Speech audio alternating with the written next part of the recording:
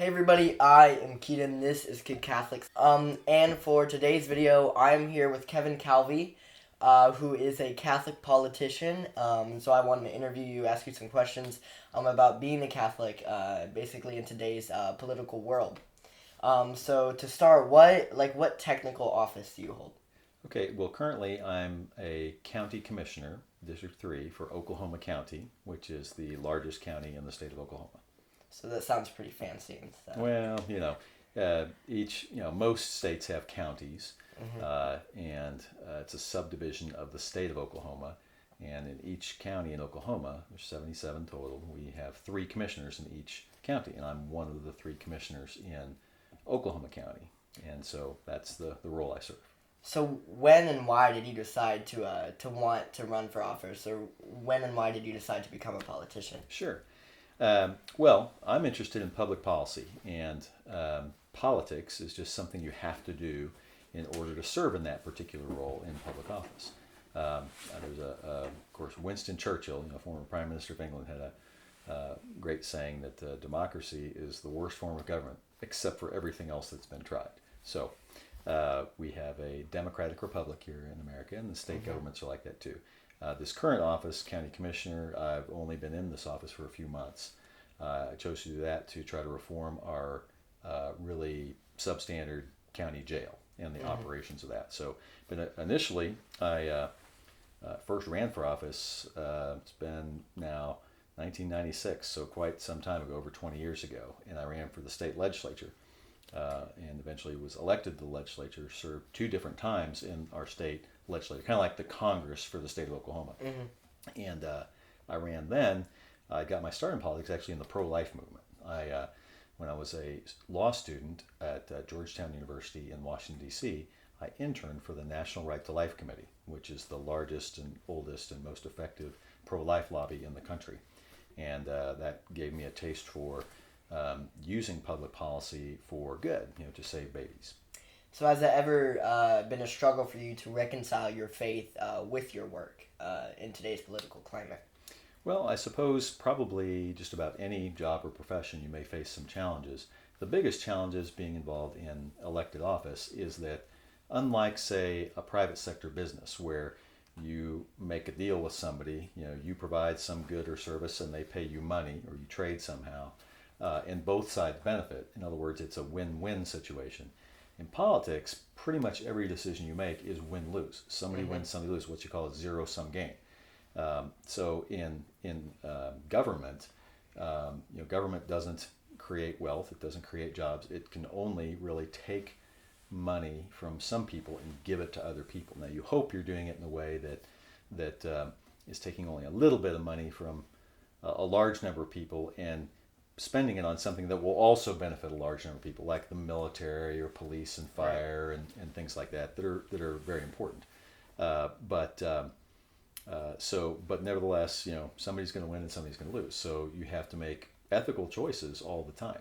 Most of those are really not that hard. 99% of decisions you have to make are really not ethically challenging. They're pretty routine and things like that. But there are some that can be, and you need to continue to pray, and certainly people need to pray for their elected officials, as St. Paul encourages us to do in the book of Romans, to pray for those in authority. That is very important. So I would ask for all your viewers to pray for, I know you have some even international, pray for their own governments and all that. Those in America, pray for our president, no matter who he is, and the Congress, and then your own state and local governments as well. Absolutely. So what is your job, the county commissioner? What do you do? Okay, so a county commissioner in Oklahoma, you have responsibility. Your primary responsibility is for roads in rural areas of the county. So for those who know Oklahoma or Oklahoma County, kind of the rural areas in my district are kind of the Deer Creek area and east of Edmond.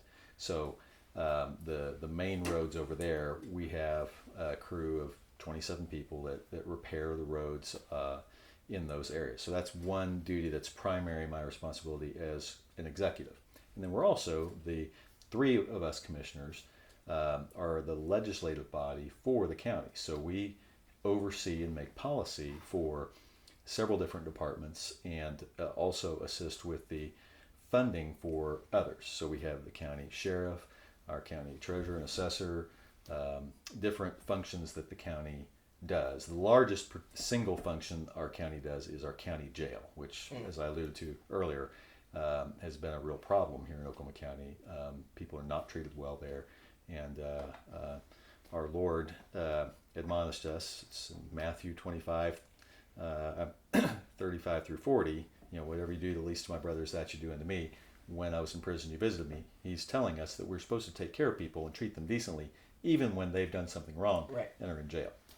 So I ran for office to try to correct that problem, and we've made some headway already, and we'll continue to do that in getting better treatment for the inmates and better working conditions for the employees and a more cost-efficient result for the taxpayers, which is also Catholic teaching. A lot of people don't recognize that, but everybody talks about the principle of Catholic social teaching of solidarity, which is doing right by the poor and things like that. But there's also the principle of subsidiarity. It's kind of a big word. What that means is decisions should be made at the smallest level possible, and government should be as little intrusive as possible.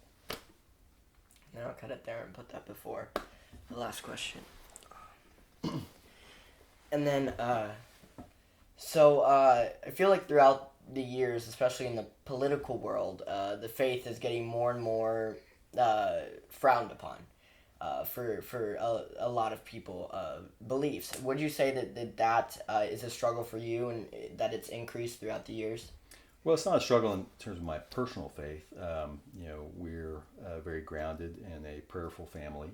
My wife Tony and I have 6 children, and 2 of them are here watching, and they're all young, and so we're a very faith-filled family. I would say that 2 factors are contributing to 2 public policy factors are actually making the situation for people of faith worse. And when I say people of faith, I mean not just Catholics, but all Christians, and even some people from other faiths, like Jewish, devout Jewish people, for instance. Those 2 factors are our federal court system and the government schools. Those are the 2 things I think that make that worse for this reasons. Our federal court system interprets our First Amendment to our U.S. Constitution, which says that you can't establish religion or inhibit the free exercise thereof. They interpret that to mean that basically it mandates government discrimination against faith-based entities. And that's not what our founding fathers in America intended. It is a misinterpretation of the First Amendment, but yet that's how our federal courts have interpreted that at least since, say, the early 1960s. And that's so that fault is with the court system. And so I would say the challenge, I think, for Christians, this isn't the only time or the first time that Christians have lived in a society like this. Early Christians lived like this in a society in the early Roman Empire. So we should take our cues from them, I think, and learn how to be faithful people. But we need to recognize that we are basically a discriminated against minority in America anymore. And what can we Catholics do, even if it's something as little as even if it's something that's as little as a prayer? What can we do to, you think, sort of change that narrative? Okay, sure. I would say the first thing is pray for those in authority, even if they're ones that are against us, because the Bible instructs us to do so. The next most important thing is to not give up your rights, your right to vote, your right to speak, your right to peaceably assemble, your right to organize politically. Jesus taught us to, repeating the words from the Old Testament, we are instructed to love the Lord your God with all your heart, with all your soul, with all your strength. That means love God with everything you have. Well, the early Christians didn't have the right to vote. We do. One of the things we have is our right to vote and our right to free speech. If we don't use those for God, in other words, if we don't go vote, we are shirking a duty to God.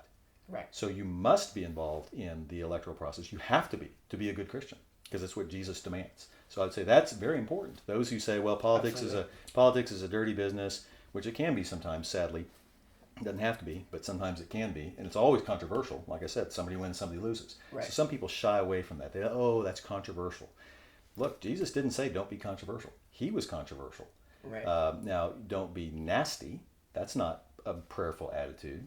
But we should and must be involved in politics, and if we don't, I think it's a sin, personally, not to vote and get active. Not just personally, I think the Bible actually says so. So I would say those two things are very important, and learn about the system we have. Learn why some of these bad things happen. It's because if good people do not get involved in politics, then who's left? Only the bad people. The famous statesman Edmund Burke from Britain said, all that is necessary for the triumph of evil is for good men to do nothing.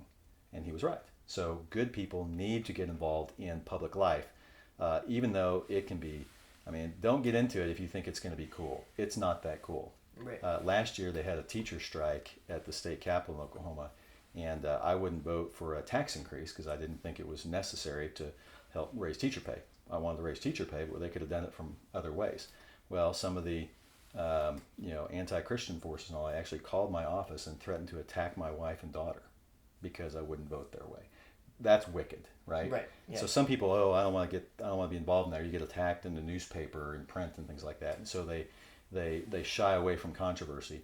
That's not what Jesus tells us. That he doesn't say don't be controversial. He says be prayerful, be loving, but he also told us very clearly, you will be persecuted for my name's sake. He told us that, and so we shouldn't be surprised when that is the case. And what did he say to do? He said, rejoice when you are persecuted and reviled for my name's sake. And so I've had to rejoice quite often in public life, but that's what I would suggest is don't be afraid.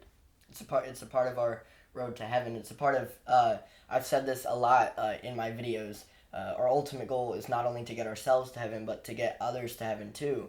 And that starts with changing the world little by little, and that includes, like what you said, politics and standing up for what we believe instead of shying away from it. Right. Now, there's an opposite extreme, and that is people who put too much emphasis or too much reliance on the law and political victories. Mm-hmm. Jesus calls us to be faithful to him. That doesn't mean we're always going to succeed in the world. Right. So you could be called to do something and fail. The pro-life movement it's been over 40 years. So we've been trying to do something as simple as reversing a wicked, invalid, legally false Supreme Court decision in Roe versus Wade. And you would think, well, it's so obviously false that it would be easy, but it hasn't been easy. But Jesus just asks us to be faithful and continue to do that. He doesn't demand that we get success in the eyes of the world. So we should always try and be smart about how we do things and try and don't be afraid, but don't be discouraged when it doesn't go our way. Right, absolutely. And speaking of the pro-life movement, what is your opinion on the recent abortion laws, both in New York and Georgia, both sides of the argument? Sure. Well, the New York law is wicked. It allows babies to be killed even after birth. It is extreme, and it is a sign of our times, a sad one, that people would even consider that. Right. The Georgia law is well intended. I think, unfortunately, probably our court system will not uphold it. I think it may be going a little too fast for the court system, but it's certainly well intended, and we want to continue to pray for Georgia and the folks there and all that. So it is a well intended law, but unfortunately I suspect that the courts will strike it down. Well, we can always pray for that and for the victory of that law in Georgia and Alabama, I believe. Several other states, Alabama, Missouri just passed one. Oklahoma has very good pro-life laws, and that's one of the things I do in addition to being county commissioner is I advocate for pro-life laws, and that's something that's very important. That's one of those areas where sometimes people can get so excited that they want to pass laws that they, on their face, will do as much as it can to preserve life, but you also have to recognize that the courts are going to strike some of those down. Right. And so that's where St. Paul instructed us that we should be wise as serpents and innocent as doves. Mm-hmm. And so you have to be wise about how you approach that as well, I think, because, not that you don't try, but but don't. Sometimes you spend a lot of effort doing something that's clearly not going to succeed in the courts, and that can be discouraging to people as well. So I think we need to always try and keep pushing the envelope, as they say, to try a little bit more. But sometimes if you go too far too fast, that can end up being discouraging to people as well. Right. Well, thank you so much for coming on, for sharing your beliefs, where you stand. Sure. And Hope that was what you were looking for. Yeah, I think that was great.